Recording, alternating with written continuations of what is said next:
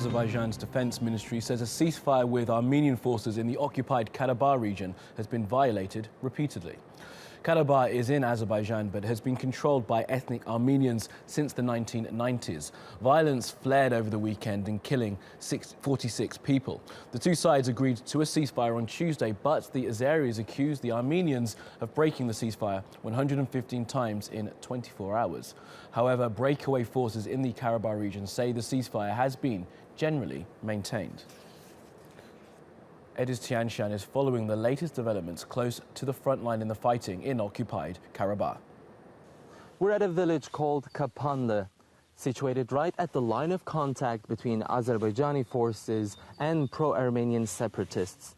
Armenian military positions are only a couple of kilometers away from where I stand, and this village specifically has seen some of the most intense battles over the last few days up until the ceasefire. Now, following that ceasefire yesterday, local villagers are now coming back to their homes to discover the extent of damage. The mayor himself is visiting the village today, doing an assessment. We can see that many of the poles have collapsed, cutting the power lines and phone lines to this village. The mayor told us a total of 22 houses have been directly targeted and heavily damaged. Now, this is a ceasefire fragile at its best. As the Azerbaijani defense minister said earlier today, a total of 115 violations were committed by the Armenian side. Now, amid all this uncertainty, the representatives of the Minsk group have arrived in Baku earlier today, hopefully to make some progress to find a final solution to this problem. But the patience of Azerbaijani people seem to be running out, as we've seen yesterday in a rally and funeral we attended in the city of Ganja. Hundreds of young people head to the main square in Ganja, the closest Azerbaijani city to the occupied Karabakh, to call on their army to recapture the region from pro-Armenian separatists.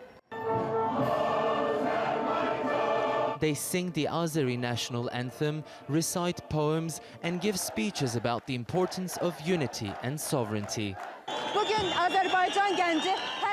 Today we are ready to help the army kick the enemy out of the country.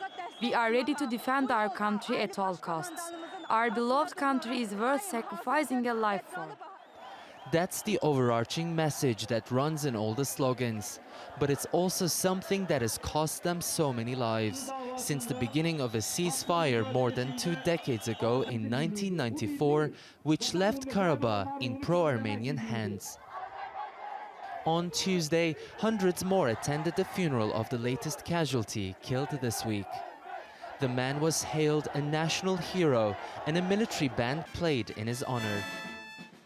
It's a scene that's become much too common over the last 20 years. Hundreds of Azeris have gathered here at what they call the Cemetery for Martyrs to bid farewell to more of their soldiers killed in action. That cemetery contains the graves of 371 soldiers killed in the Karabakh conflict. There is also plenty of respect for the families they've left behind. The mayor of Ganja attends a meal organized in honor of the soldier. A grieving father whispers to the mayor that it's all worth the homeland. We were in favor of peace to solve our problem regarding independence of our country, but they should know that our people are ready to take up arms to push the enemy out of the country. We've seen today how our young people are willing to fight to regain our sovereignty.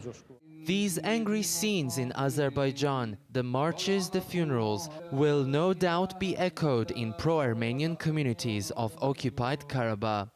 Both sides locked into a conflict frozen for 20 years.